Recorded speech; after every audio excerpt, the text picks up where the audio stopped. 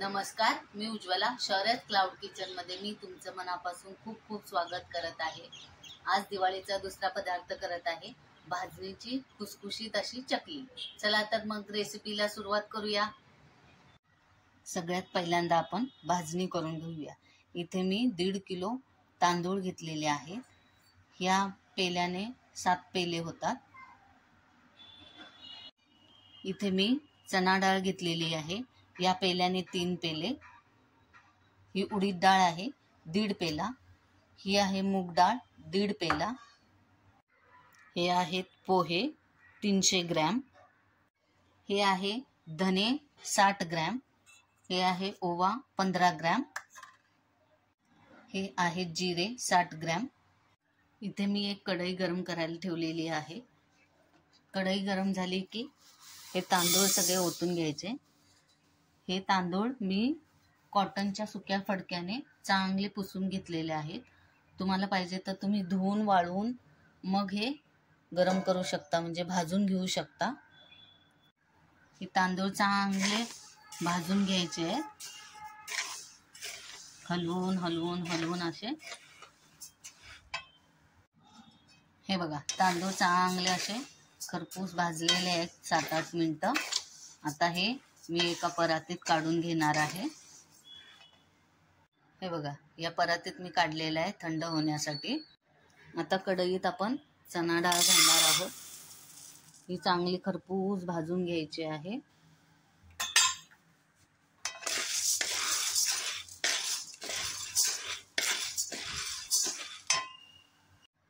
हे बघा, हरभरा डाळ पण किती छान खरपूस भाजलेली आहे.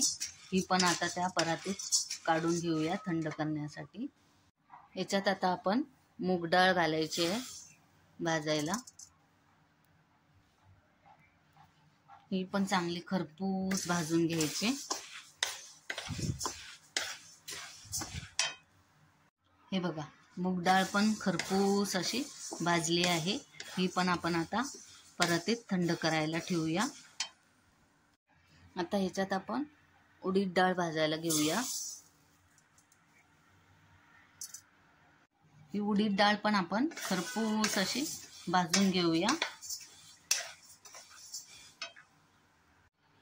हे बघा, उडीद डाळ सुद्धा खरपूस अशी भाजलेली आहे. ही पण आता आपण त्या परातीत थंड करायला काढूया.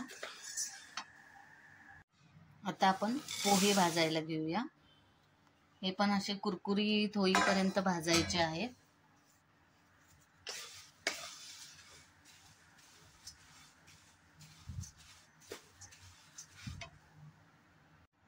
हे बघा, पोहे सुद्धा एकदम कुरकुरीत असे भाजले गेलेले आहेत. असे भाजायचे आहेत. हे पण आपण थंड करायला काढून घेऊया. आता ह्याच्यात आपण धने, जिरे आणि ओवा एकदम बारीक गॅसवर भाजून घेऊया. हे बघा, धने, जिरे आणि ओवा बारीक गॅसवर भाजून घेतलेला आहे.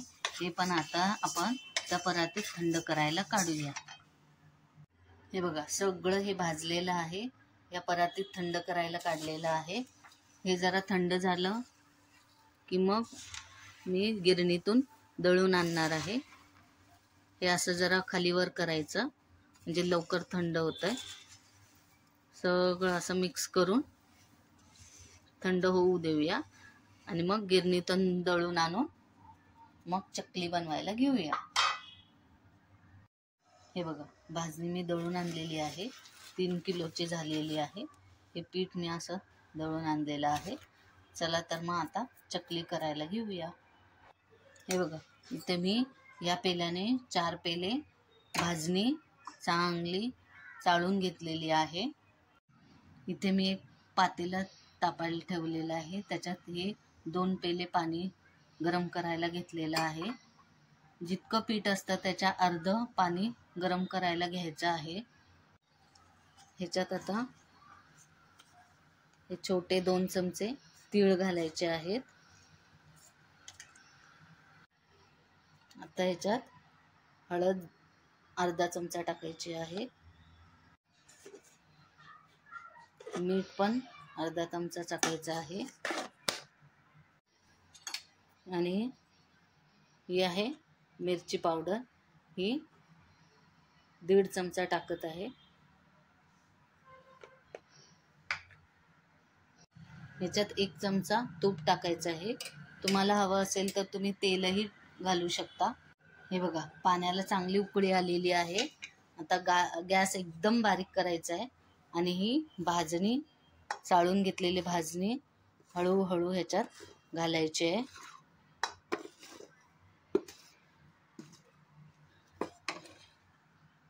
आणि चांगली वर खाली हलवून घ्यायची आहे.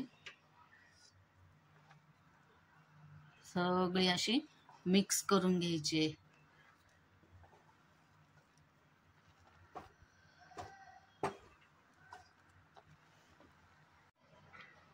हे बघा, पीठ असं छान मिक्स करून झालेलं आहे.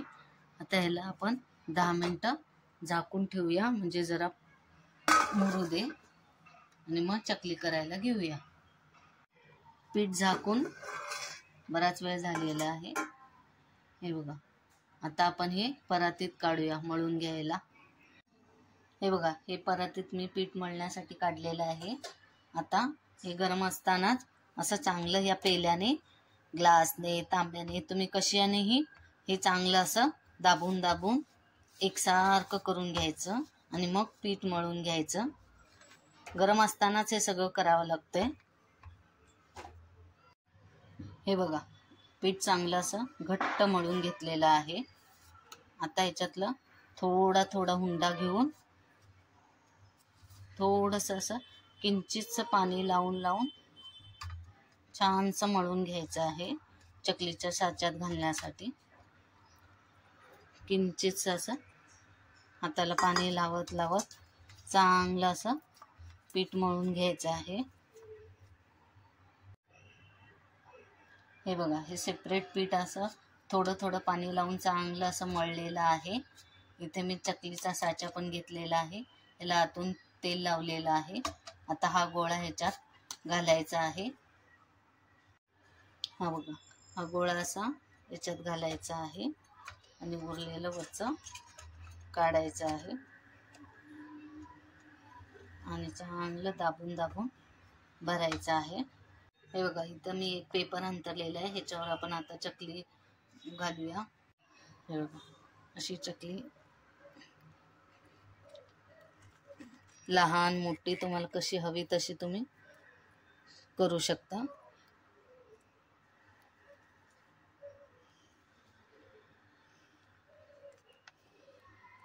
हे बघा, एकसारखे असे काटेरी आलेले आहेत.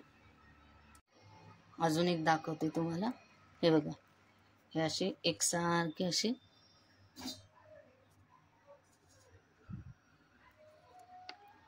साच्यातून पडत आहे.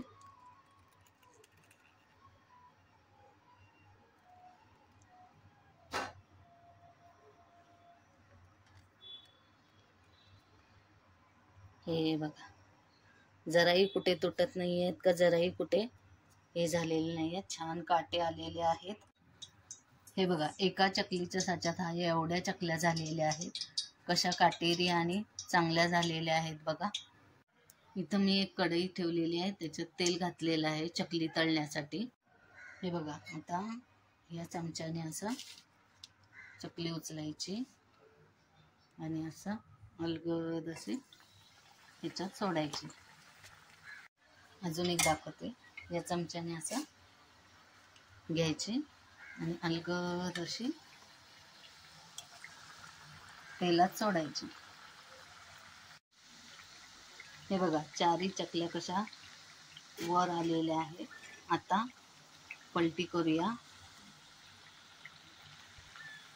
सगळ्या अशा एक एक एक एक पलटी करून घ्यायच्या आहेत आणि दुसऱ्या बाजूने सुद्धा चांगलं तळून घ्यायचे आहेत.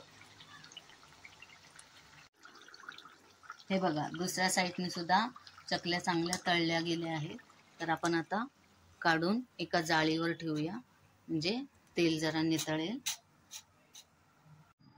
हे बघा, कशा कुरकुरीत क्रंची झालेल्या आहेत सगळ्या चकल्या. हे बघा, या अशा जाळीवर काढायच्या आहेत. याच्याने चांगलं तेल नितळलं जातंय असं. हे बघा, 4 वाटी भाजणीच्या पिठात एवढ्या चकल्या झालेल्या आहेत. हे बघा, एकही चकली तेलकट झालेली नाहीये. हे बघा, जरा सुद्धा तेल राहिलेलं नाहीये. हे बघा, यातली चकली तोडून दाखवते. अशी क्रंची झालेली आहे. तर मग माझी भाजणीची खुसखुशीत अशी चकलीची रेसिपी तुम्हाला कशी वाटली? घरी आधी तुम्ही करून बघा आणि तुम्हाला आवडली तर कमेंटमध्ये नक्की कळवा. दिवाळीच्या सगळ्यांना माझ्या आणि माझ्या परिवाराकडून खूप खूप शुभेच्छा. ही दिवाळी सगळ्यांना खूप सुखाची, समृद्धीची आणि समाधानाची जावो. हा व्हिडिओ शेवटपर्यंत बघितल्याबद्दल खूप खूप धन्यवाद. अशाच मी नवनवीन रेसिपीज घेऊन येत जाईन, तर तुम्ही शौर्याज क्लाउड किचनला नक्की विजिट द्या. आणि हा व्हिडिओ आवडला असेल तर लाईक, शेअर आणि सबस्क्राईब करायला विसरू नका. धन्यवाद.